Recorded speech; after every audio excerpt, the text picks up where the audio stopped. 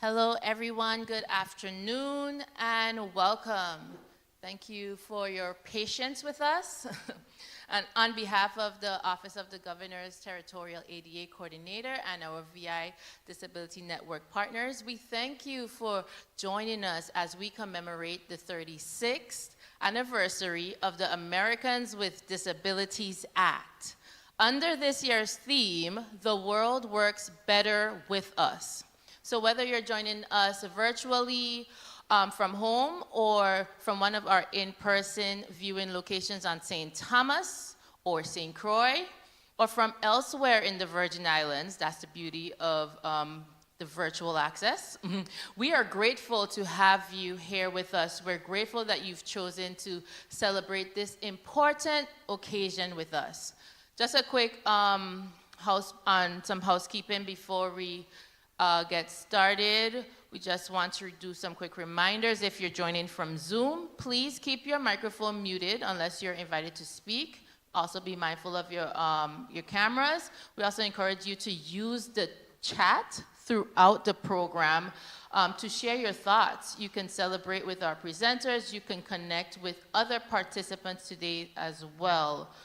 So we are pleased to provide American Sign Language interpretation throughout today's ceremony to ensure that our program is accessible to all participants. So a quick little overview. Today's program will take us on a journey throughout the history of the ADA, highlighting some of the remarkable progress that has been made both nationally and here in the Virgin Islands. We're going to recognize the work of our community partners and explore emergency preparedness for individuals with disabilities. And also we're going to celebrate the many individuals and organizations who continue working towards a more accessible and inclusive territory for all. So we hope today that we leave you with inspiration, just by how far we've come, and hopefully you're motivated, just like I am, by the work that still lies ahead. So to begin our ceremony, it's my pleasure to welcome Mr. Olik Ledi for the presentation of the national anthem, followed by the Virgin Islands March.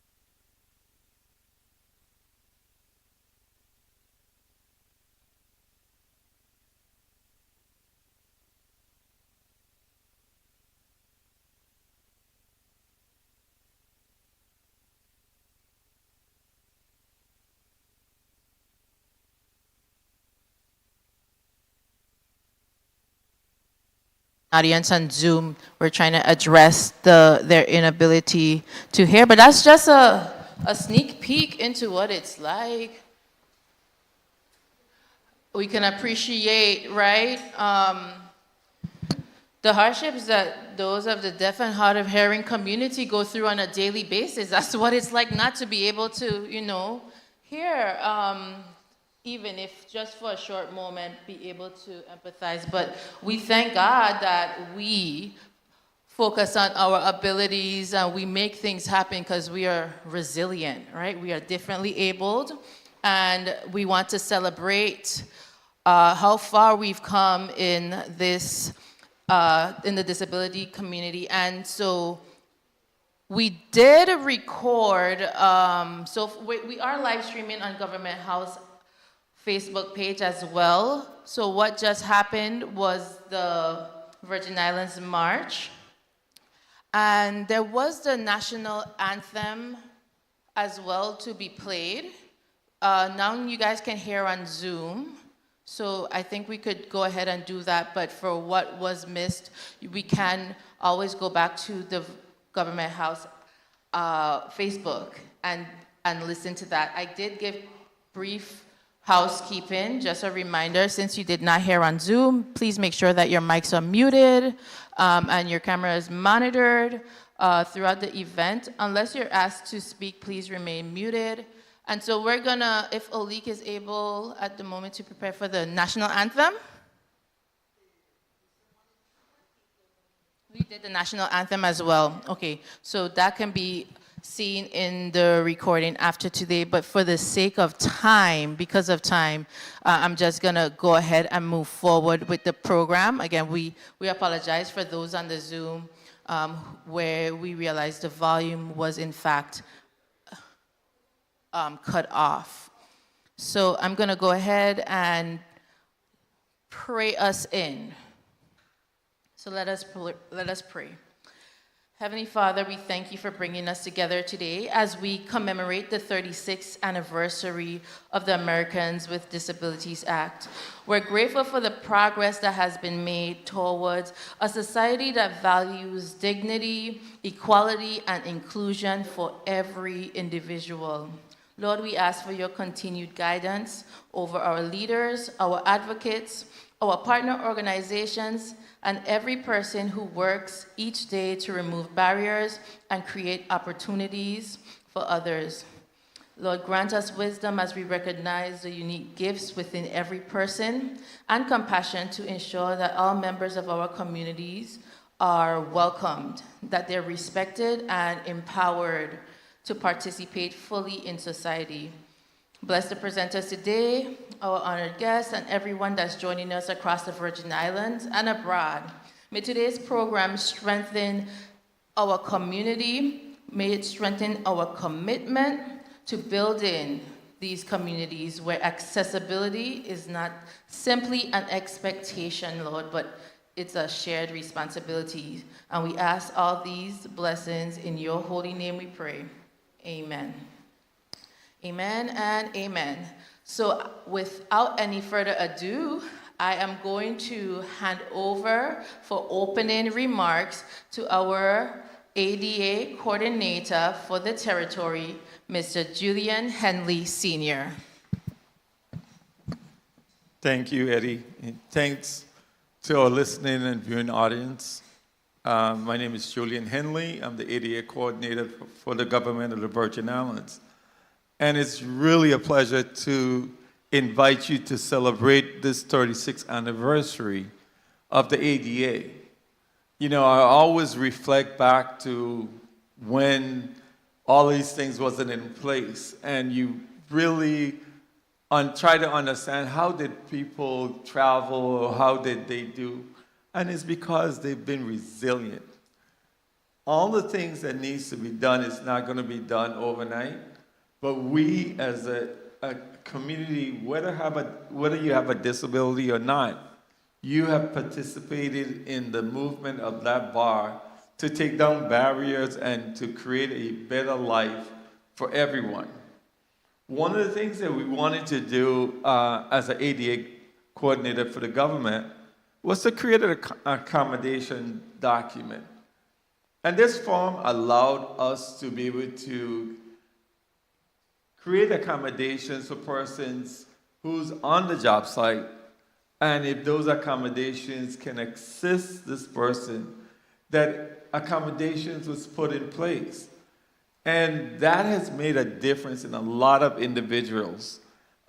We have a portal in the government that allows us to count how many persons that we have hired in a given period and why. Because it will be good for us to set a goal that the standard of discrimination does not exist. So we have tried to do as much possible, but thank you to everyone. Everyone has made their contributions to making life better. And that's another bill that we have passed and waiting to be enacted is the ABLE Act. Achieving a better life experience for persons with disabilities. You know, today persons don't save money if they are on federal programs because they will be then terminated from those programs. However, with the ABLE Act, it gives you a step in where you can have monies raised and saved and not lose your federal benefits. So programs like this is what we're hoping to introduce to our territory and to be able to give them that opportunity to live complete lives, living here in the Virgin Islands. We have a task force which will be good to share. It's a complete street task force. And a lot of persons, if I had to ask a show of hands, hardly anyone have heard of that nonprofit. But what we do is that we have projects throughout the territory, short and long term, and to see where the barriers resist and how they can make the necessary changes when possible. We had a 508 training.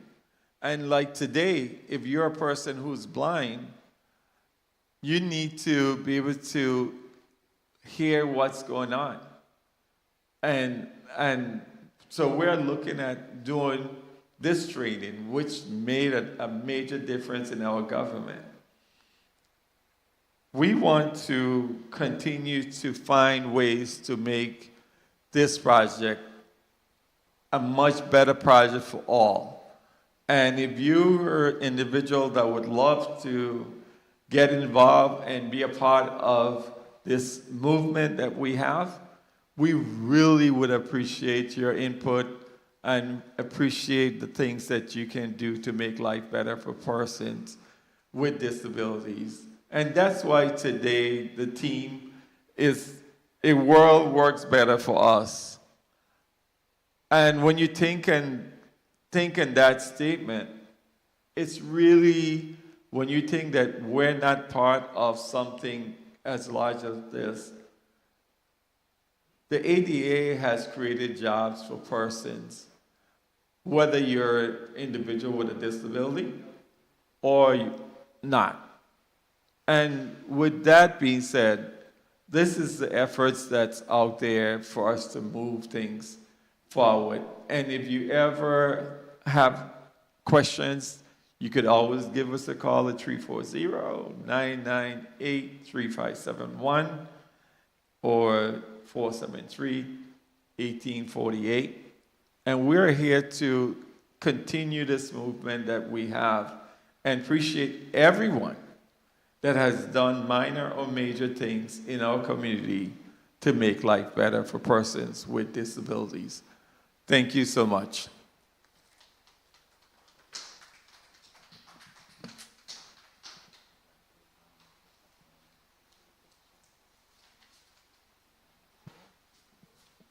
Thank you so much, Mr. Henley, for those remarks. Again, the Disability Network Partners was formed during the governor's administration, where we came together, his Office of ADA, and then the Disability Rights Center of the Virgin Islands. We have VIU said. I challenged myself with getting it one. So the Virgin Islands University Center, that's a C, for excellence in developmental disabilities. And then we have the Association for Independent Living.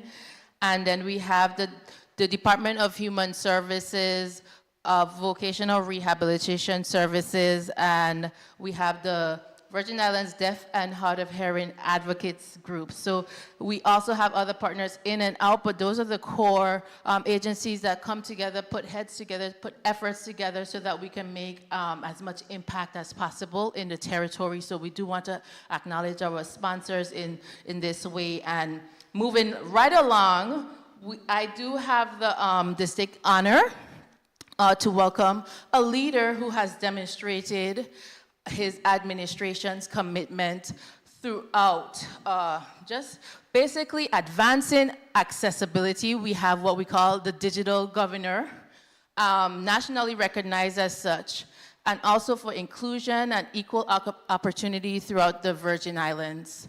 Ladies and gentlemen, please join me in welcoming the governor of the United States Virgin Islands, the Honorable Albert Bryan Jr., for his remarks in recognition of the 36th anniversary of Americans with Disabilities Act.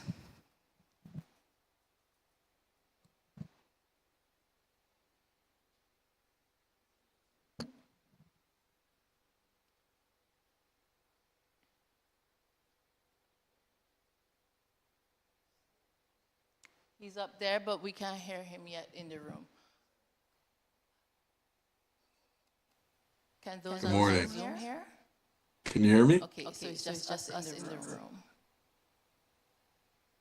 One second, Gov.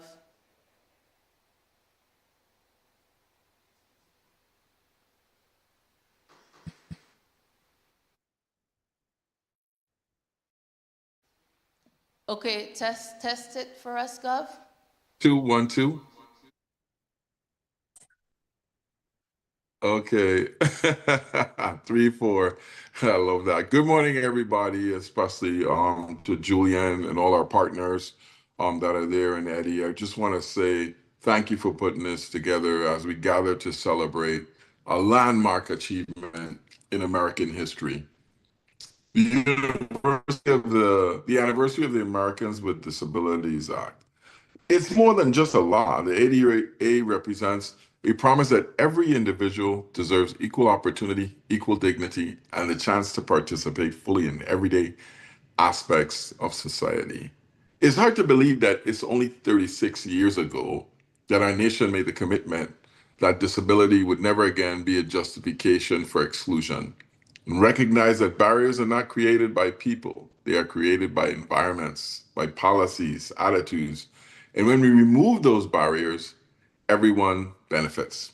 Here in the Virgin Islands, that commitment continues to guide our work. We have made great progress in improving accessibilities in public buildings, expanding services, strengthening educational opportunities, and ensuring that government works for every resident. But we also recognize that our work is not finished. You know, as governor, we have so many projects. Sometimes I'm stopped by people and reminded of things that we've done, which may have seemed small, but were large in impact. One of those things was the way that we have brought technology to bear. You know, when you have all of your faculties and abilities, it's easy to forget how quickly it can be taken away. I always tell people that I used to wonder why I have all those handicap accessible parking spaces back when I was a youngster going to college. And I was of the saying that when you ask a question, sometimes God does show you. And by some unfortunate happenstance, I fractured my ankle and ripped the ligaments out. I was confined to a leg cast. Then I started to understand what they're about. Having the difficulty to, when I get somewhere, to get out of the car, having to think about all the barriers that were in the building before I got there, thinking about whether they had an elevator or not, how I would hold the door, how I would get my bag and hold my crutches at the same time. Those are the things that the normal folk don't think about. But what you say, who feels it knows it. So one, I always want to say thank you to Julian because I mean he is the real reason why I have made this commitment to making sure that we have equal access for everyone. And it was at one, and I say this because he's one of the first picks I made in my cabinet, and 8 years later, he is still here. A truly remarkable human being in every aspect of the word. His ability to overcome, his resilience, and still his fearless advocacy for Americans with disability is just admirable. And have to really say thank you, Julian, not only for the work you've done, but for that one conversation we had on an occasion just like this, when I had the happenstance to sit down to him and listen to his story and understand that for each of us, every morning getting up, walking, going, seeing, being, availing is a blessing from God, and it can be taken away at any moment. And realize that the education is still a lot to be done. But I'm extremely happy about the fact that I really pushed technology during my 8 year term. And you don't think about it as a normal person, but the ability to be able to register your car or get your birth certificate or register your business license or your business or renew or papers that you have all electronically is nice for people who have all of their abilities, but it works wonders for people who have difficulty getting around. Being able also to put internet in every public housing community, or in every park, in every beach, free for everyone to use. It's about making access more available for everyone, including people who are impoverished, because poverty is a different kind of disability. I know that we have so much more to do. But our goal is not merely to be compliant with the laws, it's really to include people. And I want to recognize all the advocates, the caregivers, the educators, nonprofit organizations, public servants, and especially the individuals with disabilities whose determination has challenged us to build more compassionate and accessible Virgin Islands. Every time I go to the beach and I see one of those beach ramps where you can go in and the chairs, you can go into the water, it makes my heart so glad. All of your voices have changed policies and transformed communities and inspired generations to every young person with a disability watching today. Know this: your dreams are valid, your talents are valuable, and your government believes in your future. We are committed to creating opportunities where ability, not disability, defines what is possible. As governor, I reaffirm our administration's commitment to ensuring that every Virgin Islander has the opportunity to thrive. And we will continue working to eliminate barriers, expand opportunities, and build communities where everyone belongs. The ADA reminds us that the strength of a society is measured not by how it treats the most fortunate, but by whether everyone has the opportunity to participate, contribute, and succeed. Let us continue building a Virgin Islands where accessibility is expected, inclusion is practiced, and every person is valued. Thank you so much. God bless each of you, and may God continue to bless the United States Virgin Islands. You gotta excuse me a little bit today. I'm actually on leave, but I'm addicted to work, so I'm in an airport lobby doing this address. I gotta go take care of some issues. But I wanted to make sure I was here today to share my appreciation for the work that has been done, for the tireless advocacy of our partners, and for you, Virgin Islands, who stick in there with us regardless. Thank you. Love you. Have a fantastic day.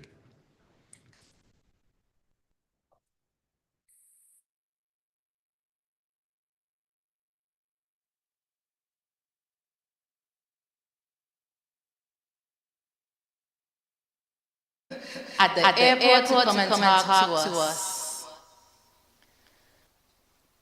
Okay, we're good?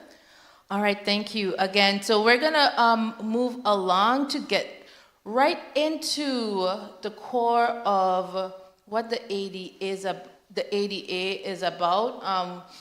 Gonna kind of touch on the history, the purpose, the structure, and the enforcement, and why it all still matters today. So how we got to where we are and understanding the ADA. And before I even go into that, because that's going to be some information, I just want to take a moment to recognize about how many people we have online with us. 50, about 51, okay, 51, and then there are people in the rooms. Just want to acknowledge those who are joining us today, taking time from their schedule and their careers. We want to acknowledge those who have made their careers and their service, their advocacy, and advancing the rights of inclusion for those with disabilities. If you've served in any of these roles, just online, you could just raise your hand, give a wave if you have your camera on, so we could just recognize you. If you're a disability advocate, if you are a person with a disability yourself, if you're a family member of such or a caregiver, if you're an interpreter, an American Sign Language interpreter, you work in the field, the independent living specialists, the vocational rehabilitation counselors and staff, special education teachers or administrators, our transition coordinators, case managers, social workers, direct support professionals, any of the occupational therapists or attorneys, legal advocates, community volunteers, nonprofit leaders or members of organizations that that serve disability efforts, direct support professionals or employers who are committed to inclusive workplaces. If you are involved with the disability community in any of these waves, just give a quick wave of acknowledgement. That's everyone in the room today. You're an advocate, if anything, if not anything else. So we just want to acknowledge you. Thank you for your dedication to removing barriers. Like the governor said, there's a lot of work to be done, but this is a moment to stop and appreciate what has been done. So we want to continue to expand opportunities and strengthen our communities. So thank you. This is a round of applause moment for us.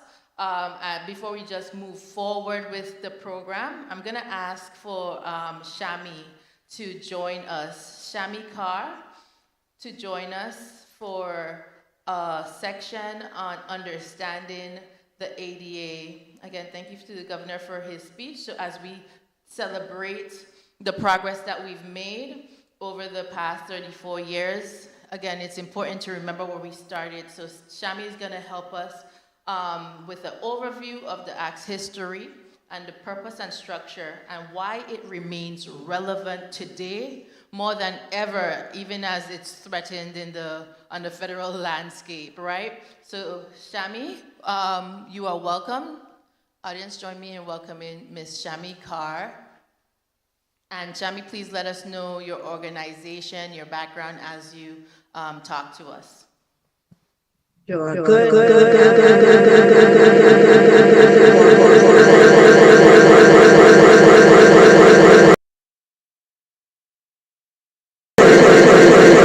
Upstate New York right now, and just an absolute pleasure, and thank you for the ADA office to invite me to be here today. I'm not a DJ yet. Not yet. You gave me too many credentials. Yes, I did have to let folks know we can't hear you. So, but just a little bit about me. I feel like I know so many of you in the audience. My previous job was to be an advocate at the Disability Rights Center, and I was there for several years. So again, I know lots of folks, friends, colleagues, just everyone, and again, just a great pleasure. But today I come to you in a different position. So again, my name is Shami Carr. I am the owner and the founder of Carr's Advocacy and Workforce Services, LLC. And again, it was a pleasure to be invited under the new business, because for me, it's still old business and it'll always be to advocate for people with disabilities. So with that, my role today is to make sure that the audience has a good foundation of the Americans with Disabilities Act. And one of the things that gets confusing, I find many times people are not maybe referring to the right title, maybe not using the right language. And I want to make sure, and again, it's a privilege to be able to come on and talk about the ADA. I could talk about the ADA for days. So I think I've got about 4 minutes. So let's start. First is the history. And, there's umpteen amount of information that we know how terrible and difficult times were back, in the 1800s. And I want to mainly say this time frame because many a time people with disabilities, of course, were shunned, but they were also excluded from working. And when you hear the word handicap, it actually comes from this era, particularly in the post-industrial age when people were starting to actually work, and so people with disabilities were many times left out. They were in the streets with a hand in the cap, and that's where we get the word handicap. So this kind of historical paradigm really reflects the kind of the non-value and sometimes the non-existence of people with disabilities. We move forward now and we have to thank the veterans with the medical model and be able to have a better interpretation of disability, but it still wasn't the best because the mantra was, let's fix the problem. And many times disability wasn't the problem.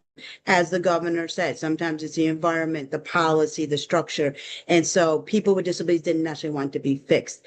That takes us right into the ADA, which was, of course, in July 26, 1990. And the ADA was on the heels of the Rehabilitation Act, which was passed in 1973.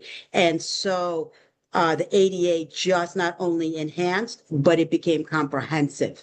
And that's what we say in the field of disability rights, is that the ADA, the Americans with Disabilities Act, is the most comprehensive civil rights law for people with disabilities. Right now, I'm going to go through each section. I'm going to also mention who enforces them so that you have a good understanding. So let's start with the fact that there's 5 titles. Some people call it titles, provisions, sections, or parts, but there's 5 titles. The first title is employment.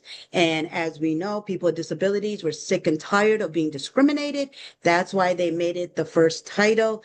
The really catchphrase you're going to hear is reasonable accommodations in the workplace, and that is enforced by the Equal Employment Opportunity Commission, or the EEOC. The second title is for state and local governments, including public transportation. This is where you would see like paratransit. That talks a lot about reasonable modifications, trying to make adjustments to services and programs, and so forth. And that is enforced by Department of Justice. The third title is places of public accommodations. And again, you're going to hear the language of reasonable modification and also access to goods and services. One thing I want to make clear with the ADA Title III is that online merchants are included, and there's several litigation right now. Over 2,000, last I checked, was on or related to online businesses. So Title III has evolved into online arena as well. Title IV is telecommunication. And we know with all of the new technology, I have to say that the one who enforces it is the Federal Communication Commission. The FCC has done an amazing job to stay up to date with all the technology. And of course, the most prominent language you're going to hear is effective communication. And that's just not for the maybe low vision or for those who are deaf. It's for all disabilities that may have a need for effective communication. And as we wrap up the ADA, Title V, which is considered a miscellaneous provision or section, because it just has a lot of stuff that doesn't have a lot of enforcement, but you'll find things such as exemptions to the definition of disability, you'll find attorney fees, you'll find state rights, and so forth. And so those 5 sections make up the ADA, and that's why It is the most comprehensive civil rights law for people with disabilities. And I have my own tagline, and I've had this for 20 plus years as an advocate. And I truly believe that off the backs of people with disabilities, we will see a change and they will be the catalyst for that change. And the best example I can give you is the ramp.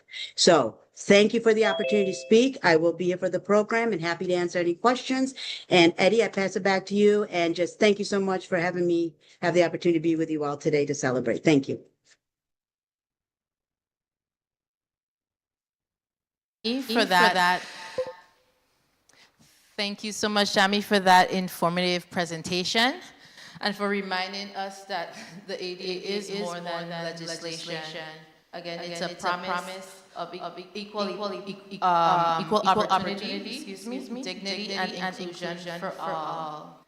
I'm going to go ahead and transition to our partner remarks. We have some partners in the room with us, and turning legislation into meaningful change, it does take collaboration. And we are fortunate to have these organizations throughout the Virgin Islands that work every day to advance accessibility, to protect civil rights, and to empower our individuals with disabilities. So we'll hear a few brief remarks from our VI Disability Network partners, beginning with the Disability Rights Center of the Virgin Islands. It is my pleasure to welcome Mr. Angus Drigo. He's on the Zoom, and he will be giving his remarks from St. Croix. So give us 1 second to switch you over. For those. Good afternoon. Good afternoon. Can you hear me? Good afternoon. Okay.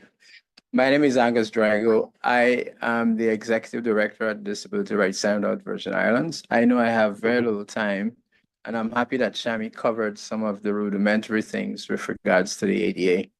I want to thank Julian and the other speakers or the group that put together this momentous event. I'm at the Center of Independent Living, Red Evelyn, Miss White here, and a few people in the audience.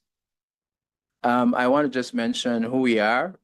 We are a protection and advocacy agency. We provide legally mandated protection advocacy services for individuals with disabilities. And that include rights, ensuring that their rights are not violated, that there's no neglect and abuse. People with disabilities have had, and as the other speakers have mentioned, a really long road. There's still a lot to go by. I always remember, and this is something I always borrowed from Julian, like my good friend, and he would always say that whenever he has to go anywhere, the amount of planning that he has to do.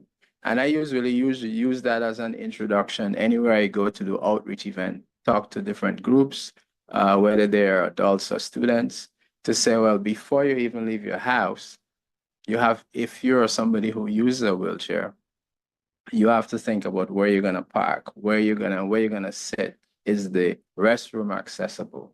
And all those things. And it just brings full circle to us what the ADA Act means. We still have a long way to go with regards to it. And I'm hopeful that by partnering, and we do a lot of collaborative work with the USEDS and Julian's office and so forth, Department of Education, Human Services, and so forth. With the mandated programs that we have, we are part of a network of protection and advocacy agencies throughout the US, 57 of us, the US and the territories. We are part of the National Disability Rights Network. I'm on that board of that network as well. And within that network, we try to provide as much services as possible. For us on island, we have to localize a lot of what we do, even though we've brought a lot of lawsuits against the government, and we've also partnered with the government. We find ourselves in a unique position in that we can't always sue. And most times, the legal suing does not bring forth fruit. It's better to work with folks. So we work as an example with vocational rehab on one of our grants that is a ticket to work grant. So if you are on SSDI, which is Social Security Disability Income, we can help you go back to work. We work with older adults who are recipients of Social Security benefits. If they have a representative payee, that's somebody who provides, say, the financial access to what their needs are, we monitor that through the Social Security office to ensure that there's no fraud, no abuse with that person. We also do a lot of monitoring of facilities, from the prisons, Herbert Gregg, to our only mental health institution in St. Thomas, Eldro Shelterbrand, to other institutions that are manned, say, from one of our partners, Lutheran Social Services, and the Village, where they provide rehabilitation services for people, substance use people, folks. We also are the biggest, largest voting bloc in the US. 1 in every 5 individuals are part of the registry for voting. And this is a crucial election for us in the Virgin Islands. I encourage people with disabilities to go out and vote. We have a show on our Ability Radio, which we use to provide advocacy services, as well as to enlighten folks on the fact that there are people with disabilities doing wonderful things out there. One of the things I would like to point out in terms of what you've seen today, even this Zoom function that we're having, whether you're on Facebook or whether you're on YouTube, remote work started with people with disabilities. And COVID taught us that we needed to go back to that. So there's a sense of what happens and what you think is so quote unquote normal. And Eddie, stop me if I'm going beyond my time, because I can talk about disability for the whole afternoon. You know, one of the crucial things I do, and when I go and do outreach, and I tell our team members as well, is to that empathy and compassion that you need to bring towards what you're doing. And empathy is basically a human condition. And if we treat each other with kindness, we can do a lot and treat each other as an equal person. You have equal rights, just like everybody else. You have a human right. And on that note, I'll stop talking. You can visit us. We're on most of the social networks, social platforms, our website. You can drcvi.org, our telephone number 772-1200, 776-4303. We're at Havenside in St. Thomas, and also Frederickstead in St. Croix, west of the old Kmart. Come and visit us, call us. We turn nobody away. We don't have a financial threshold where if you come to us, we look at your finances. We don't do those things. Our focus is on assisting you if you have a disability and ensuring that your rights are not violated. There's no neglect or abuse wherever you are, and that you are treated with the human rights as everybody else has. So thank you, and I appreciate the time.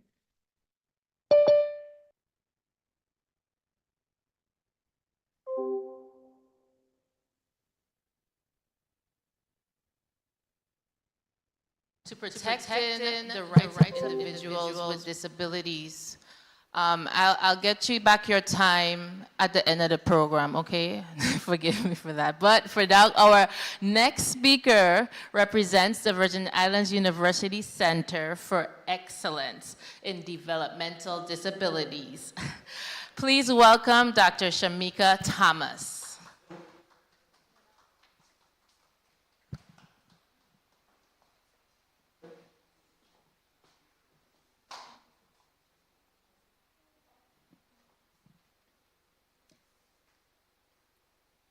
Good afternoon, everyone. On behalf of the staff, Consumer Advisory Council, and the board of the Virgin Islands University Center for Excellence in Developmental Disabilities, better known as VIU said, thank you for the opportunity to join you as we recognize the 36th anniversary of the Americans with Disabilities Act. My name is Shamika Thomas, and I have the privilege of serving as the Executive Director. For 36 years, the ADA has helped shape a society where people with disabilities have greater access, stronger protection, and more opportunities to participate in all aspects of community life. Its impact continues to be reflected in the work taking place nationally and across the territory. Each anniversary provides an opportunity to reflect on the progress that has been made and the shared responsibility of creating communities where accessibility and inclusion continue to advance. VIUSED serves as a bridge between the University of the Virgin Islands and the community. We bring together education, research, training, technical assistance, and community partnerships to strengthen systems and improve outcomes for people with disabilities and their families. As part of a national network of 68 centers across the US and territories, we also connect the Virgin Islands to a broader network of research, innovation, and collaboration, which ensures that experiences of our community remain part of the conversation. Our work extends across classrooms, healthcare systems, public policy, employment, assistive technology, and other areas of community life. One of the greatest strengths of the disability community is the knowledge that comes from lived experiences. People with disabilities help identify barriers, shape solutions, influence policy, and improve the services that support individuals and families. Self-advocacy takes many forms, and those contributions strengthen the work of families, educators, healthcare professionals, employers, and disability organizations throughout the Virgin Islands. Those lived experiences continue to guide VIUSED's work, and we are proud to stand alongside all of you in this shared effort. In honoring this anniversary of the ADA, we embrace the profound responsibility that accompanies it. VIUSED remains committed to listening, learning, collaborating, and supporting efforts that expand opportunity and improve access for people with disabilities throughout the Virgin Islands. Thank you for the work each of you contribute to our community.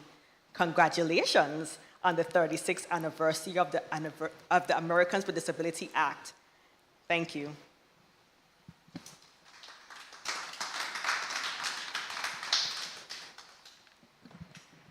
Thank you so much, Dr. Thomas, for those remarks. We're gonna chop up some of our talking points with some music. Again, we are a differently able community, so we have areas where we shine, and we wanted to make sure that our talents go on display today. Hailing from, well, right now he's on the mainland, but he is an amazing member from the Virgin Islands community. Mr. Neville Peter, he is an amazing musician and a singer, and he is with us online. And we've asked him to give us a selection and to address the audience here as we celebrate 36 years in the territory of the Americans with Disabilities Act. Mr. Peter.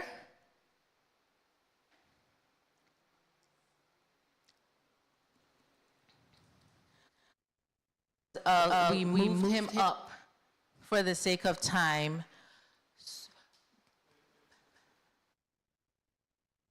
Okay.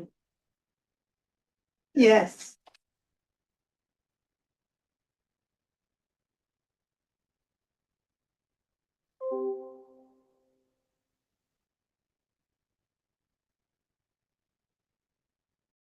Unmuted.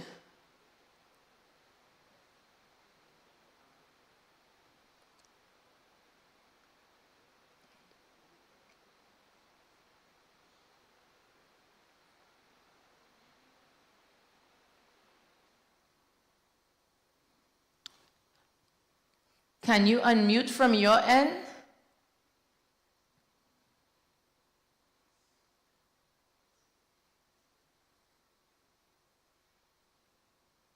Okay. All right, so while we fix that, we're going to continue with our partner's remarks while we work on the audio for our guest musician. We're going to continue with the remarks for some from our partners. I'm going to ask for Ms. Monique Butte from the Virgin Islands Association for Independent Living. She's online, she's joining us. Ms. Butte, for her remarks as a partner and to share on behalf of the Independent Living Center.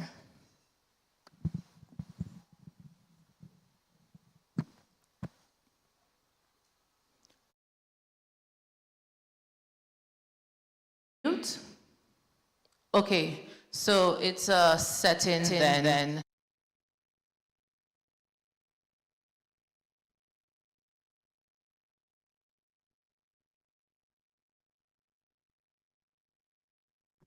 Okay. Hi. Good afternoon. Good afternoon, everyone. Today, I am honored to speak on behalf of Virgin Islands Association for Independent Living and Board as we celebrate the 36th anniversary of Americans with Disabilities Act. I am Monique McGrath Butte, the Executive Director. For a visual description, I am a light-skinned Black woman, pronouns she and her, with brown hair in a low bun, wearing black glasses and navy and pink outfit. Our team consists of Miss Evelyn White on sing and Miss Kim Jackson on St. Croix and Miss Janai Forbes and Miss Ingrid Carmona on St. Thomas. Our offices are located on Cy Farm Shopping Center, St. Croix. Telephone number is 340-778-7992. On St. Thomas, we're at number 8 Ram Anna's Retreat. Telephone number is 340-777-4978. Our website is www.independentlivingvi.org, and we're on Facebook. The ADA remains one of the most significant civil rights laws in our nation history. It opened doors, removed barriers, and affirmed that people with disabilities have the same rights and opportunities as everyone else. As we commemorate this important milestone, we recognize the advocates, the activists, families, and leaders whose determination transformed this disability rights movement into a lasting legislation.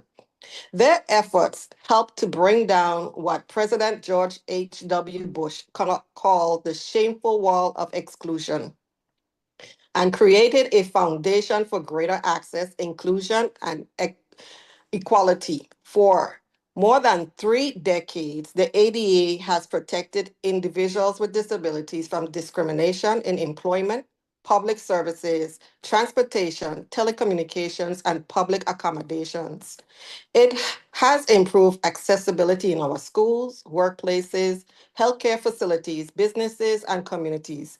While we celebrate the progress made over the last 36 years, we also acknowledge that there is still work to be done to ensure full inclusion and equal access for all. This is where the work of the Virgin Islands Association for Independent becomes so important. VAIL is committed to empowering people with disabilities to live independently, exercise self-determination, and fully participate in all aspects of community life. Our mission aligns directly with the spirit and the purpose of the ADA. Every day, we work to ensure that individuals have the tools, resources, and support needed to pursue their goals and enjoy the same opportunities available to everyone else. Our core services include information and referral. We serve as a trusted source of information connecting consumers with housing assistance, healthcare resources, transportation services, employment opportunities, assistive technology, and community support programs. 2, independent living skills training, which helps individuals develop practical skills to enhance their independence. These skills may include financial management, technology use, self-advocacy, communication, employment readiness, and strategies for living successfully in the community. 3, peer support. Peer mentors provide encouragement, guidance, and firsthand experience that inspire others to overcome challenges and achieve their own goals. 4, individual and system advocacy. We help consumers understand and exercise their rights while working to address barriers that limit access and opportunities throughout the Virgin Islands. And 5, transition services, which support individuals moving from institutions into community living and assist youth with disabilities as they transition from school into adulthood. As we celebrate the ADA 36th anniversary, we also celebrate the accomplishments of people with disabilities who continue to lead, innovate, educate, work, volunteer, and contribute to our communities every day. Disability is a natural part of human experience, and our communities are stronger when everyone has the opportunity to participate fully and equally. The ADA was never just about ramps, elevators, or accessible parking spaces. It was and continues to be about the dignity, respect, opportunity, and civil rights. It's about recognizing the value and potential of every individual. Vail remains proud to support the goals of the ADA by promoting accessibility, encouraging independence, and advocating for inclusion throughout the United States of Virgin Islands. We are committed to ensure that the next generation experiences even greater opportunities than those who came before them.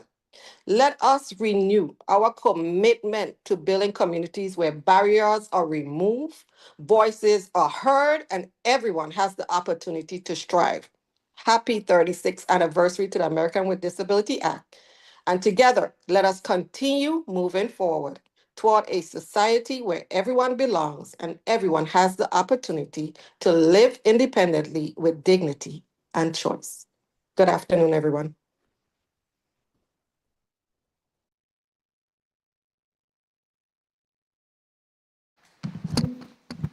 Thank you so much, Ms. Butte. We appreciate the overview that you gave, the thorough background, and also just showing how crucial independent living has been in the territory and where we have gone, where we have come from, where we are, with members of the disabilities community being included and playing an important role. So as far as living independently and fully participating going, we do thank you for bringing that richness to community life. And it goes without saying, you're a valued partner of ours. Another partner we do want to recognize for a moment to share would be Ms. Kimberly Joy Washington. She is from the Department of Human Services, Division of Disabilities and Rehabilitation Services. She's here with us, and I'm gonna go ahead and pass the mic to her. Thank you.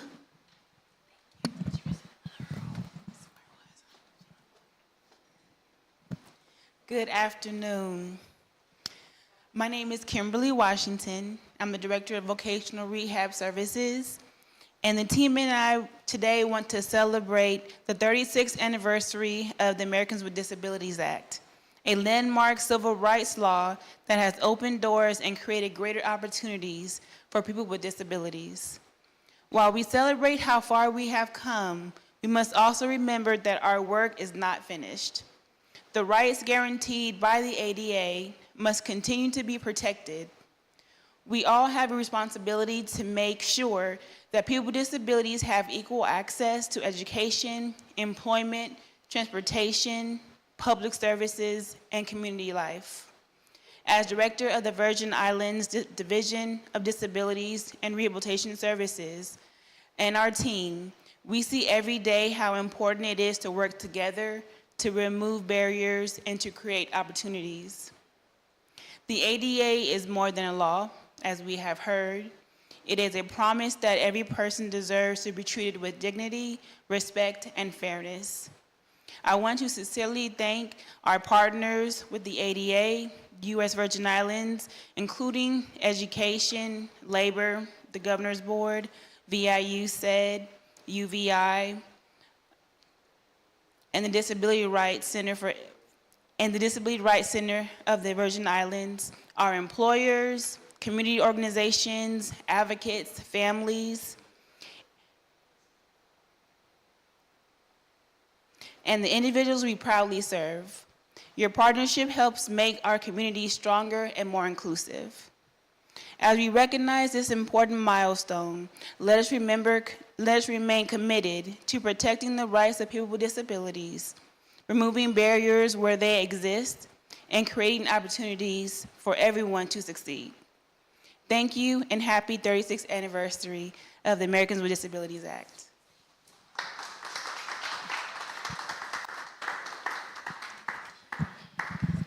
Thank you so much, Ms. Washington.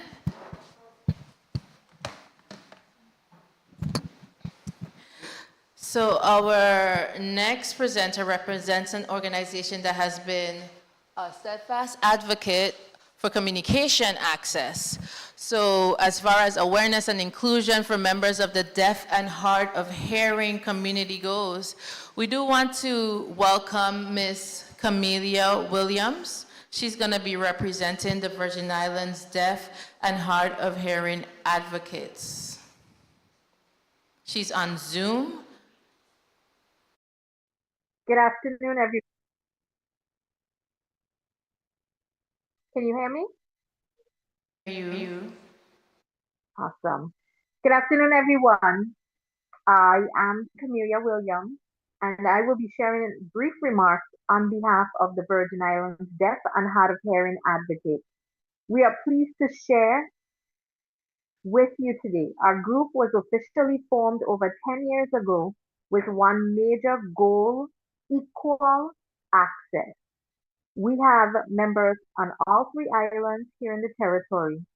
Our president is Dimwit Christopher Jr., and our vice president is Heath Corrier. We advocate for ourselves and members of the community through various events like Deaf Awareness Day celebration with the support and assistance of various other organizations. We invite various governmental agencies to meet with our group from time to time to share with them our concerns and limitations with services they provide. We ask questions to gain understanding of their processes and give suggestions on how they can better serve our community. In 2017, members of our community testified at the legislature on behalf of deaf drivers to educate them on the seriousness of bad traffic stops with deaf drivers and shared our request of putting a communication card and training in place for the safety of the deaf drivers. This day, or that day I should say, was our first milestone in that journey, as a disabled community and supporters showed up in support of testimony. With our input, I created the first deaf driver communication card and shared it with the ADA coordinator. With the help of Attorney Jennings, the police department, BMV, and the ADA coordinator, a new communication card was created and training of police officers were done. With the assistance of our many supporters, another milestone was made a few years ago with the deaf driver communication card. This is just one of the many things needed to help our community here in the Virgin Islands. We celebrate the ADA today as it continues to remind us that we have rights and the ability to continue advocating for equal access. If you would like to contact us, you can email us at virginislandsdeaf@gmail.com. We would like to say thank you to everyone for your continued support of the Virgin Islands Deaf and Hard of Hearing Advocates. Thank you. So much, Camelia.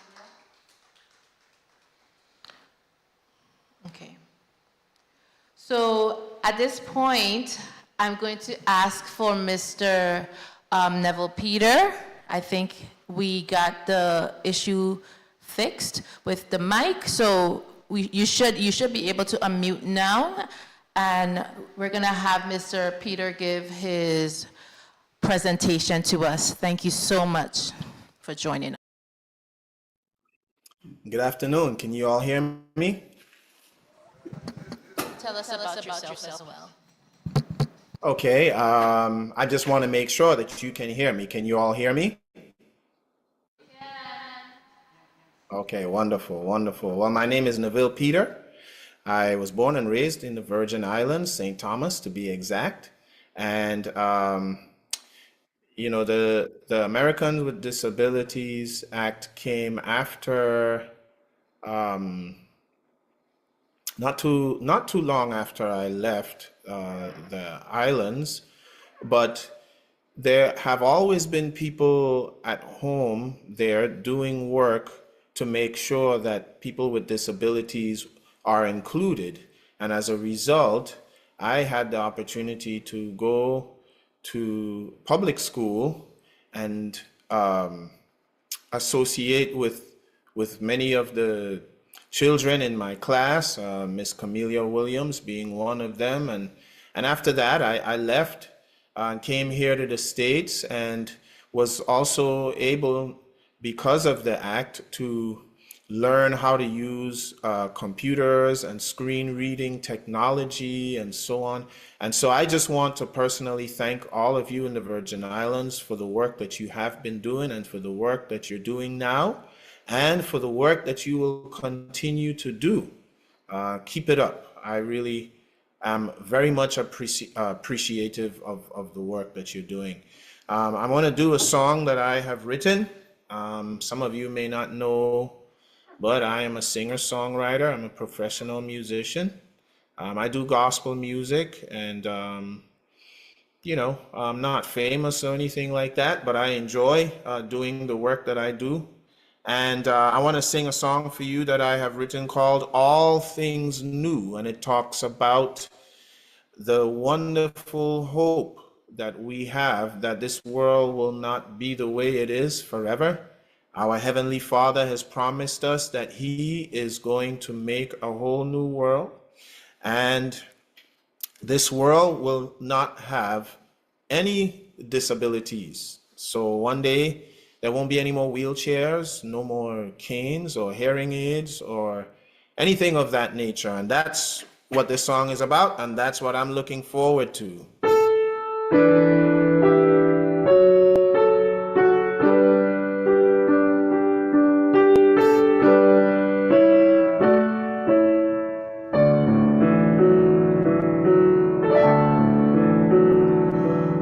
See the holy city now in all its worth. New Jerusalem descending to the earth. I heard a great voice saying, God will dwell with men. There is no need for a temple in the New Jerusalem, 'cause I'll make all things new.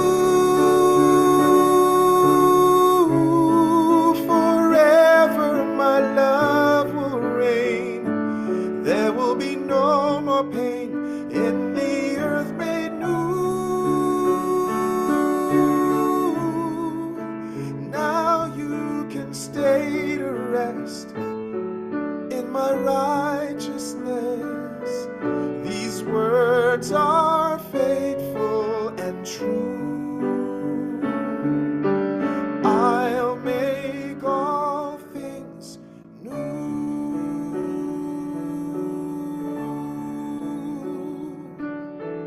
No the sun here. I will be your light, and I'll be with you forever. So there'll be no more night. The struggle is now over. No more will I destroy, and I'll be with you forever.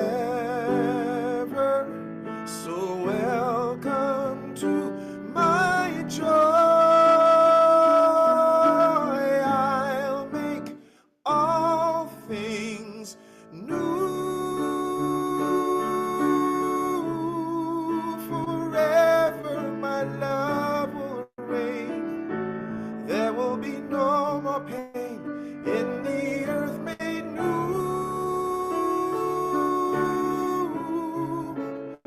Now you can stay to rest in my righteousness. These words are faithful and true. I'll make all things, I'll make all things new. I'll make all things new. Forever my love will reign. There will be no more pain in the earth made new. Now you can stay to rest in my righteousness. These words are faithful and true. I'll make all things new. I'll make all things new. Forever my love will reign. There will be no more pain in the earth made new. Now you can stay to rest in my righteousness. These words are faithful and true. I'll make all things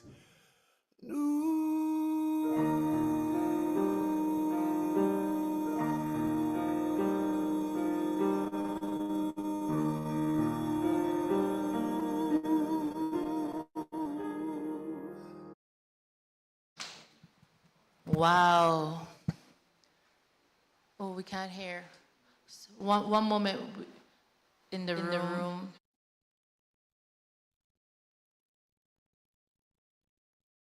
I just said happy birthday, ADA, and God bless you. Thank you for having me. Thank you so much, Mr. Peter. I hope you could hear our rounds of applause from in here. So beautiful, beautiful voice, amazing performer. We thank you, Mr. Peter, for that beautiful performance. Thank you, and we truly appreciate you sharing your talent and your time with us. Blessings to you and your family. Okay, moving on with our ceremony, we did want to give the members of the disability community a time, an opportunity to hear from our emergency preparedness leg of the government and the territory. We did have a representative from Department of Health here, along with American Red Cross and our director for VITEMA. But first we're gonna just have a quick remark from Deputy Director Aisha Rivers, if she's on Zoom, for quick remarks, followed by Ms. Tina Beazer for the American Red Cross, before we bring on the director for VITEMA. Righty. Pleasant good afternoon to everyone. I'm trying to figure out how am I supposed to follow that. beautiful performance. Really, I mean, really, I feel like that was a setup, but that was absolutely amazing. Good afternoon, everyone. I am Aisha Rivers. I'm the Director of Public Health Preparedness Division here at the Virgin Islands Department of Health. I'll be bringing greetings this afternoon on behalf of our Commissioner, Hussein Encarnacion, who asked me to carry her message to you. So thank you, Mr. Henley, of course, and your your entire team and every partner organization here today, online and in person. And just wishing you congratulations to our disability community on 36 years of Americans with Disabilities Act. So if you take one thing away from these remarks that I'm bringing today, take this. Health is a lifeline. This means that our hospitals, our clinics, our medications, oxygen, dialysis, and equipment people rely on every day. Today's theme says that the world works better with us. In preparedness, this is not a slogan. It is a plan. The best plans are the ones that once built with the people they serve, and that is the work we are committed to. Like I said, today's theme says oh, that's a repeat. Our commissioner asked me to leave you with 4 things, and all of them are doable, and most of them are for real. First, build your plan around your medical needs. Ask yourself this question: what do I need to stay well and comfortable for a week or 2 at home? Medication is a place to start. Talk with your doctor and your pharmacist about early refill and extended day prescriptions or emergency supplies. Start that conversation this week. These requests are routine and they can go smoothly when there is time and you're not rushed. Write things down: your prescriptions, your doses, your allergies, your doctor's name, insurance information. Keep a paper copy in a plastic Ziploc bag, because guess what? Batteries run out, paper always works. Secondly, if you depend on electricity, let people know. If you use oxygen, a ventilator, a feeding pump, a home dialysis machine, or medication that needs refrigeration, power matters more for you than for most. Contact WAPA about being identified as a medical dependent customer. Ask your doctor how long your equipment runs on backup and what options you have. And make sure you are on the territory's special needs registry. That is how responders know to check on you early rather than late. Thirdly, know your care plan ahead of time. If you receive dialysis, chemotherapy, wound care, any regular treatment, ask your provider one question at your next visit. If this facility is closed, where do I go and how do you reach me? Every facility has that particular plan, and they will be able to provide you that information. And of course, just keeping in mind that if and as needed, this is something Department of Health also tracks, and we'll be providing that information out through VITEMA and our public information officers, as well as the Joint Information Center. Get all your answers in writing and keep them with your medication list. Continuity of dialysis is something this department works on year-round, and we do not wait for a storm to think about it. We are prepared and make sure we are prepared for all hazards. Fourth, decide your people and your place now. Choose an out-of-territory contact. Choose 2 people nearby who will check on you, let them know how you communicate best and what kind of help you would need and actually want. And because help offered on your terms is the help that works. If a shelter may be part of your plan, learn which one fits your needs and what to bring, your equipment, your supplies, your service animals, your food, your documents, and even a caregiver if needed.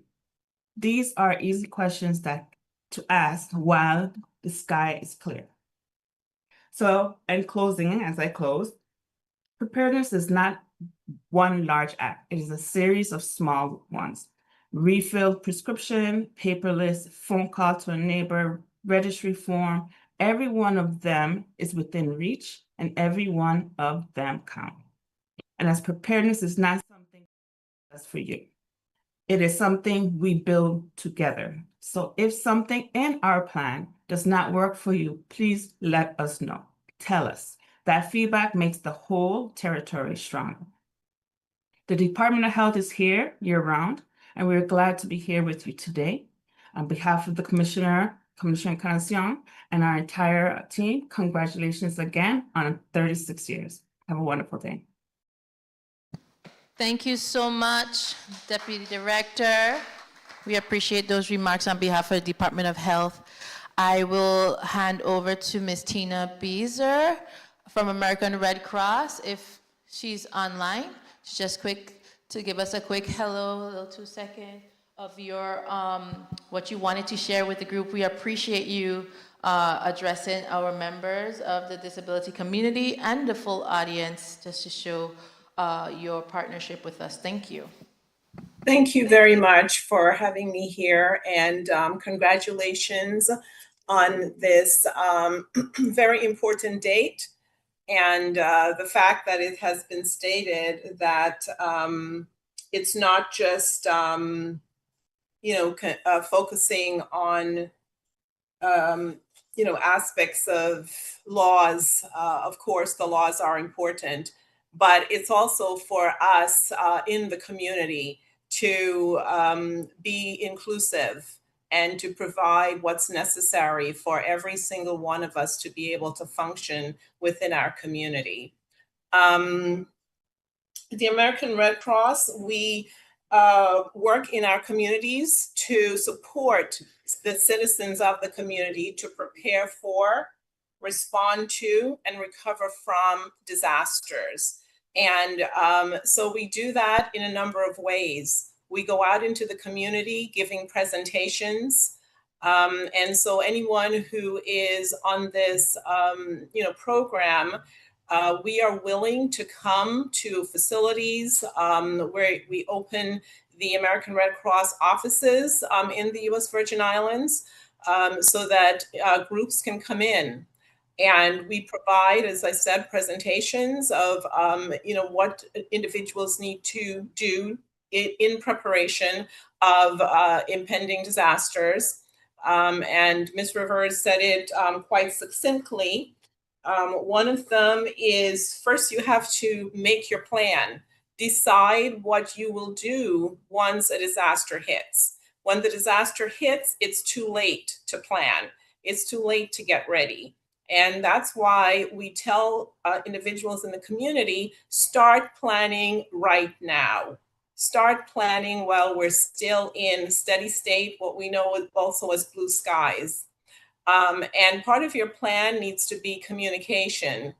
You need to have the numbers, emails, however you're going to reach individuals if you should need support. As Director Rivers said, for individuals who are going to need assistance, it is required that you register early because again, once the situation starts, it's too late to reach out for help. And we don't want anyone in the community to have to suffer because you took actions too late. So this information is coming to you now for a reason. Take heed. So you want to go ahead and plan. You want to make sure that documents are secured. You want to make sure that, as I said, you've got the numbers that are necessary. You've contacted people. For those who need assistance, you also want to make sure that the people who are going to provide that assistance have been alerted ahead of time. so that things will go well. And that's also a part of building your network. It's important to build a network. In a small community, we know that we all depend on each other. And so let's do that. Those of us who are able-bodied and have the resources, commit to the neighbors, your family members, your friends. If there's someone you're concerned about, and you know their family, just say, hey, is everything planned for, James, Mary, whomever it might be. One of the things that we've been talking about more here at the Red Cross is community mobilization. And that means actually preparing, or I should say, encouraging everyone in the community to make a commitment to get to know your neighbors. That was something that when I was younger, and many people in the community would say, for someone to tell me that, you'd be, of course, I know my neighbors. But really and truly, every single one of us who are on this call now, do you know your neighbor? Do you know what their needs are? Do you know your neighbor is not just the house next to you, but 4 or 5 houses down? Do you know the elderly person who lives alone? Do you know, the family with a number of kids who might need a helping hand, when hurricane season starts? So I just want to leave you with this. Your neighbor, again, is not just the person who is right next door. And when neighbors help neighbors in communities, the community is more resilient because we all have a stake in this. And so let's get to know our neighbors. Let's get back to the way it used to be, because that's the only way, especially on small islands. We're isolated from one another in our territory. We become even more isolated when something happens because, of course, the ports close, power goes, electrical phone lines are negatively impacted. And instead of closing in on ourselves and being afraid and not knowing what's going to happen, let's make sure that we can somewhat guide what's going to happen. We can't guide what the storm's going to do. However, we can guide what we're going to do. And we need to take control when we have the opportunity. And that's before something happens. If you have to write down your plan, write it out. Points A, points B, point C.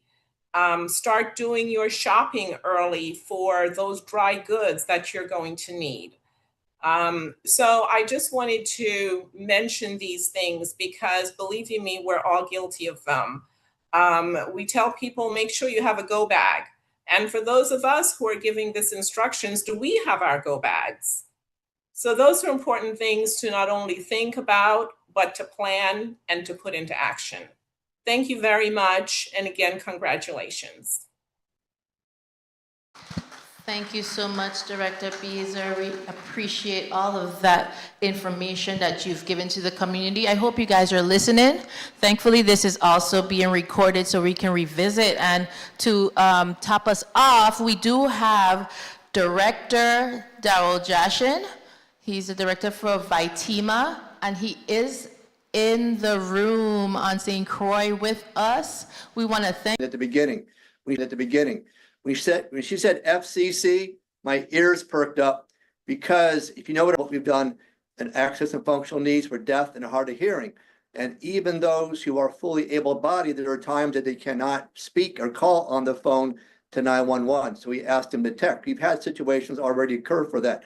Also, you have situations that may be active shooter scenario where you don't want to be talking on the phone. So that exists today. All you have to do in the territory is when you go text is 911, and that opens up a screen of my 911 center here on St. Croix or here on St. Thomas in order to start a conversation with 911. We will still dispatch either police, fire, or EMS if we cannot resolve your question or your concern over the phone. So that's the first thing I want to put out for the community to understand. And we do have a video. Go to Vitima's website, vitima.vi.gov. Some videos are out there on how you can do text to 911. And I want to thank the Bridge Group. I want to thank everybody who's doing American Sign Language today or in the past or in the future. You make my job much easier because my responsibility is to communicate with everybody, no matter who you are, and how the communication occurs is so important. So that's the number one thing I want to put out. The other piece I want to talk about is for hurricanes, how long should be prepared to be self-sufficient. And we talk about, we're in a territory, we can't drive places out of territory.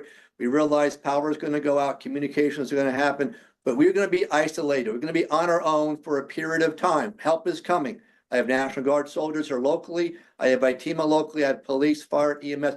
We're going to be overwhelmed very, very quickly. And that's a fact. So we have help coming, but I'm asking you to get ready in your toolkits, your bags, go bags, your medicine, your documents to be able to be on your own for 7 to 10 days. And I'll pause when I say that because it's important to understand what it takes to be able to be on your own for 7 and 10 days. And if you live on the island of St. John, it may be even longer. So when you set up for your hurricane preparedness, talk about food, talk about water, talk about everything you need to be on your own for 7 to 10 days. That's so important. Don't forget, like I just said, we want to make sure we're able to get, flashlights, batteries, communication, radar, weather, radios, all that information to get updates to you because we're going to communicate to you. And primarily it's going to be via radio, over the radio waves. If you can't listen to us, and that's a challenge, we have to figure out how do we get another mechanism to come talk to you. And usually the government house has that. And when FEMA comes in to help and assist us, we get support for American Sign Language. So we'll continue to provide information to you. Closed captioning may or may not work. I don't want to rely on closed captioning. I want to rely upon American Sign Language. So while we have those challenges early on with radio only, we want to get back as much as we can to provide information across the board to everybody with access, functional needs, and those who have need and help, especially for the deaf and hard of hearing. One of the questions I get asked a lot, how can we sign up for your alerts? So my team does have alerts. We have what's called mass messaging. We call Alert VI, where you can get a phone call, a text message, or you can get an email. When you sign up for Alert VI system, we have about 23,000 people signed up for it today. You visit the website, or you call one of my business centers, and I'll give you the phone numbers here in a minute. We will help you sign up for Alert VI so you can get that information. This morning, if you had Alert VI, you received a message on your phone. That was coming out from ITEMA through coordination with VI Police for an incident. That came out by text primarily. So information to be transmitted to you. The 3 phone numbers for my EOCs, I have one on St. Croix, one on St. Thomas, and one on St. John. I'll start with St. John, 340-776-2244. 340-776-2244. For St. Thomas, 340-774-2244. So 340-774-2244. And on St. Croix, 340-773-2244.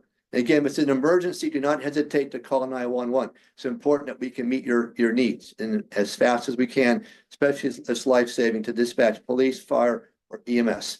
Now, the senior registry that Director Rivers mentioned, we had 954 people sign up for the senior registry. And that is done through the Department of Human Services in person on their website, or you can go to the Board of Elections, or you can go to the B&B to find those forms. It's voluntary, first of all. You must be over age 60 and live alone, or a functional disability and live alone, no matter, regardless of your age. That's that act, the VI Act, thanks to Senator DeGraff back in 2018, started it and went to law in 2019. So what the requirement is by TEMA through fire, police, EMS, National Guard, after an event, a disaster, we will come check on you. Now, if the disaster is only on St. Croix, we will only worry about St. Croix. If it's on St. Thomas and St. John and Water Island, we'll visit Water Island, St. Thomas, and St.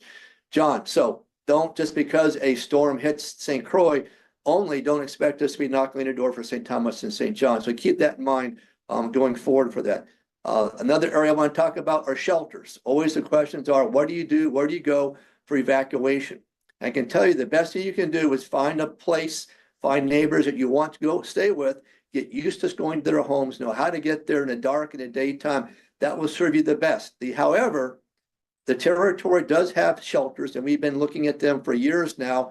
Every year we go out looking at shelters on St. Croix, St. Thomas, and St. John, and their shelters basically identified through the Department of Health, Department of Human Services, and we have shelters available for you pre-storm and post-storm. There's not a whole lot available pre-storm. We will open up on the St. Island of St. Croix. We have basically identification on Complex, which is no surprise on St. Croix. We have DC Canagata on St. Croix right now, and those are the two primary ones we will look at. And depending upon the threat, we will open up probably one of those before the storm. After the storm, we'll assess how bad it is, and we'll open up additional locations. On St. Thomas, you have Eudora Ken School, which has been a gymnasium we've used for years. We have Lockhart School that we've used for years also. And this year, we're bringing open BCB. BCB did not have a generator available, but it does this year. So thank you for everybody who's worked to get that generator going to support an additional location on Island of St. Thomas. And if you're on St. John, we have two shelters, Adrian Senior Center that we've had available for years. And then the new one for this year is down in Cruz Bay, our Cruz Bay Community Hub that's managed by Department of Human Services. So those shelters are open up. And thanks to the American Red Cross, they'll help manage those shelters. But Human Services leads that. But we do have two shelters that are managed by the Department of Health. And those are called medical special needs shelters. And you have to be pre-registered to go to those shelters. Pre-registered through the Department of Human Services, even though when we open it up, it's managed by Department of Health. So if you're not registered on that, you've not had your VITRAN application and basically interview done, you need to get that done now, please. If you're not registered for that, we will not have a medical special needs shelter slot for you. So we have congregate shelters managed by Department of Human Services. Department of Health manages the medical special needs shelters. And of course, American Red Cross is involved with this. Now, who feeds the first 72 hours once the shelter opens up? American Red Cross feeds. And after that, we work with the Department of Education to support us for our shelter as it opening up. So we appreciate all the help and support for that. I think the last thing I want to talk about is just, again, hurricane season right now. A lot of information is going around and say it's going to be a light hurricane season. That's not a fact. We don't know that. That's a hypothesis. You've lived in a territory longer than I have probably. You understand the conditions, but it only takes that one hurricane or even a tropical storm based upon our environment today to make it a very difficult season for us. So take action now. Do those preparations now to prepare yourself, your family, your loved ones, and don't forget your pets, like was mentioned. If your pet's going to come to a shelter, some of our shelters are available to take pets. Lockhart School on St. Thomas, your complex here on St. Croix, will take pets, but bring kennels, bring food, bring leashes, bring water, all that stuff for your pets.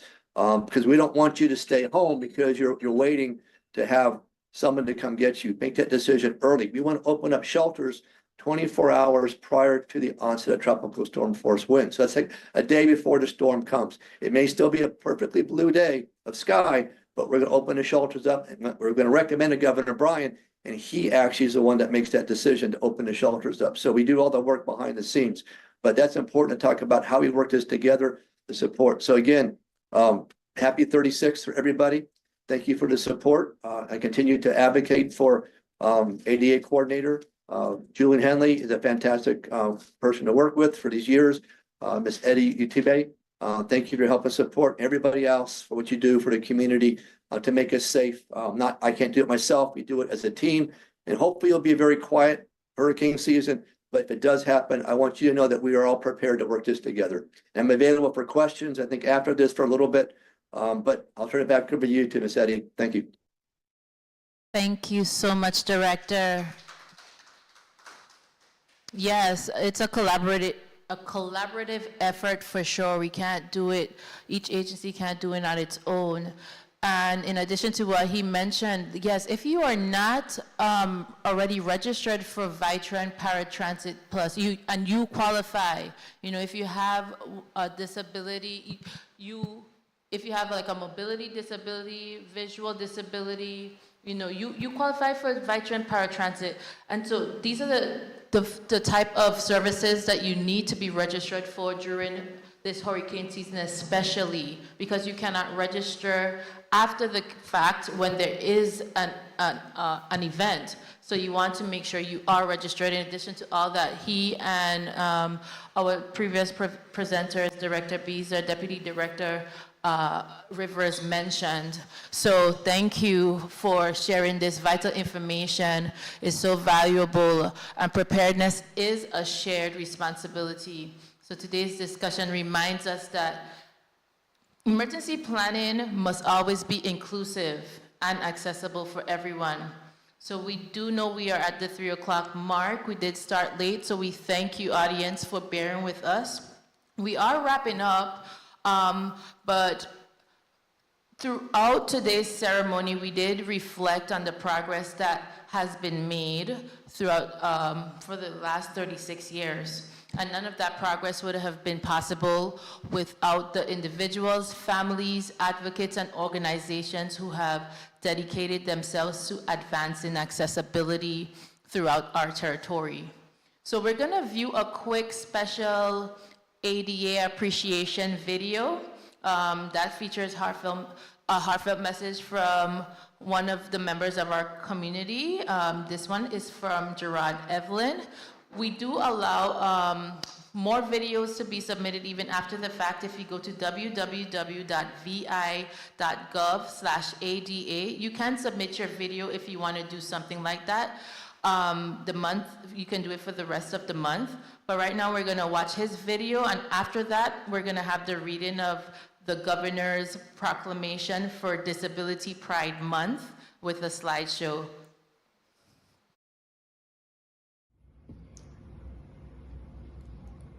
Good afternoon, Virgin Islands. My name is Gerard Evelyn, and happy 36th anniversary of the ADA. Under the ADA Title I, which speaks to employment, I am able to hold on a job. Persons like me who are visually impaired or have other impairments is able to have a job once you're qualified to do the work. So happy 36th anniversary to the ADA.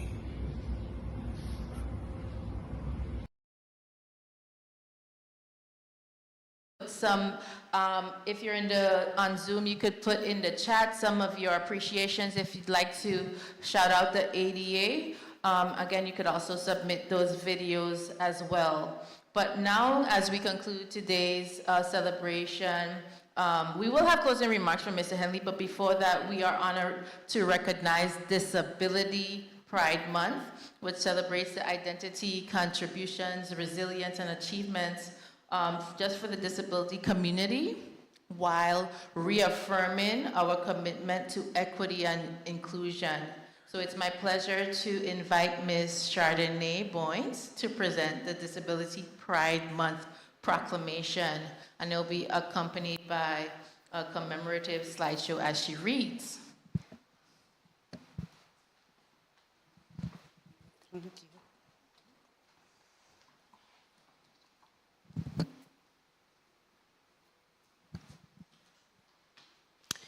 Disability Pride Month, a proclamation by the Governor of the Virgin Islands of the United States. Whereas July 2026 marks the 11th annual observance of Disability Pride Month, a time to celebrate the contributions of individuals with disabilities, promote advocacy for their rights, and recognize the diversity and progress achieved in society throughout the inclusion of persons with disabilities.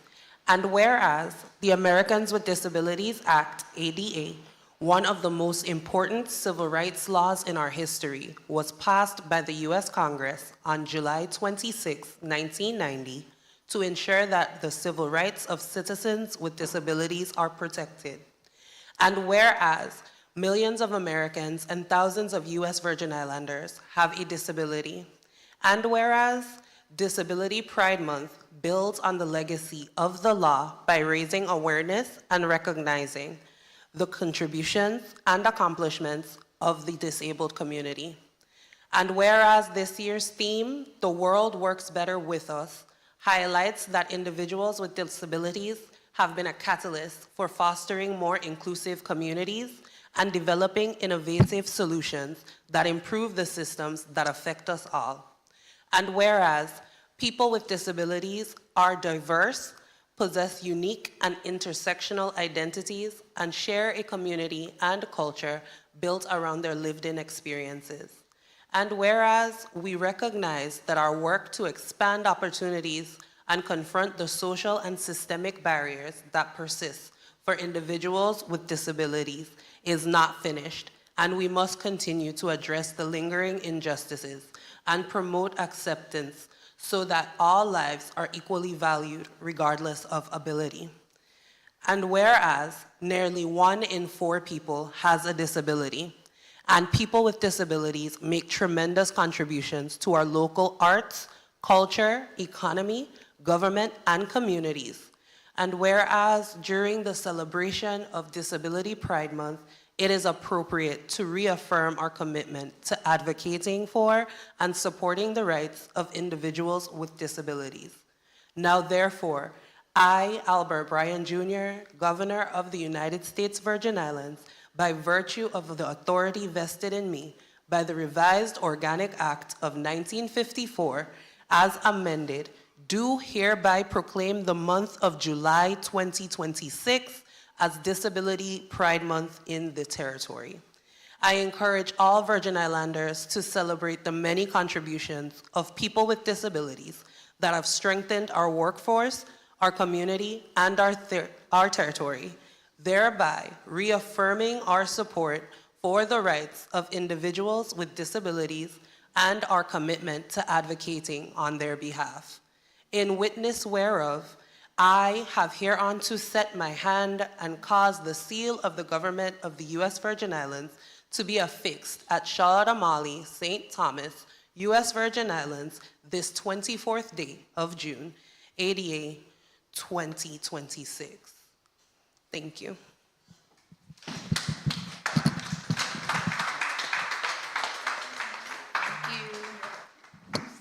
Thank you, Ms. Boynes. And so we're going to continue with more of the slideshow after we have the formal closing. We just want to make sure that we respect everyone's time and we close formally now, but then we have the slideshow after. So I'm going to have our territory's ADA coordinator, Mr. Henley, close us out for this event.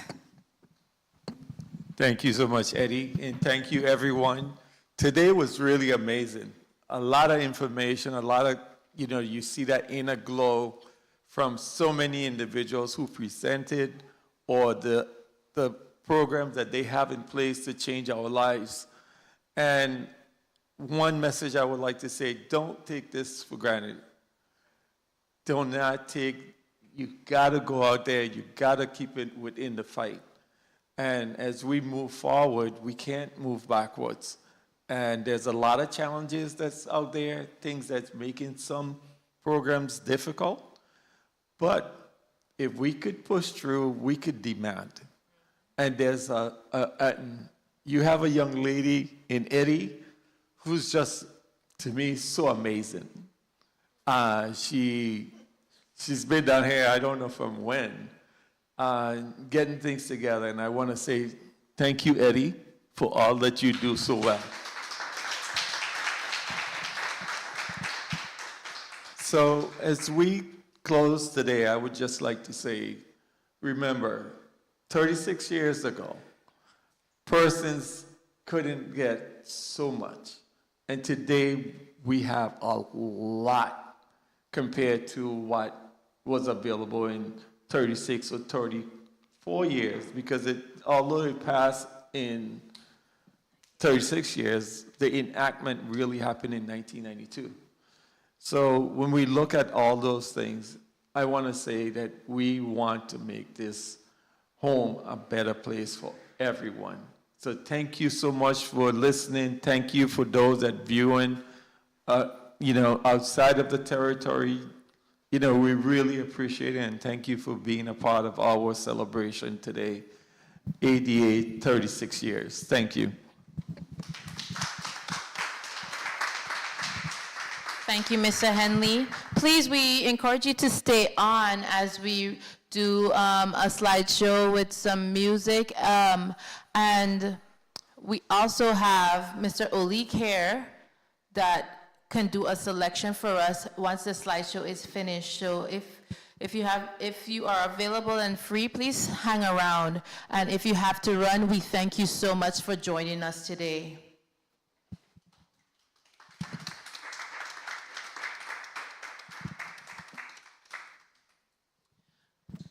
Maybe as Olik plays, we can do the picture. So we'll start with the slideshow, and Olik will join in as he's setting up and as he finishes setting up. Thank you.